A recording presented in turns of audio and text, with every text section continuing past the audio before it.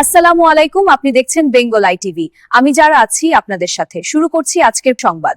পরিবারসহ সাবেক সচিবের বিরুদ্ধে ৪০ কোটি টাকার মানি লন্ডারিংয়ের মামলা।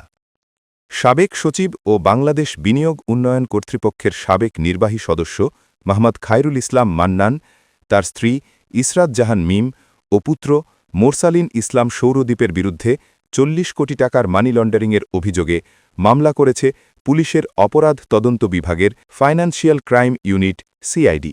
প্রাথমিক অনুসন্ধানে দেখা গেছে ৩ জনের সহযোগিতায় ২০১২ সালে তারা প্রতারণা ও জালিয়াতির মাধ্যমে দুটি ভুয়া কোম্পানি প্রতিষ্ঠা করেন।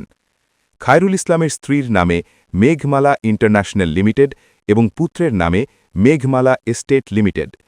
এই কোম্পানিগুলোর নামে ফার্স্ট সিকিউরিটি ইসলামী ব্যাংক পিএলসির গুলশান শাখা থেকে ২০ কোটি টাকা করে মোট ৪০ কোটি টাকা ঋণ গ্রহণ করা হয়। ঋণ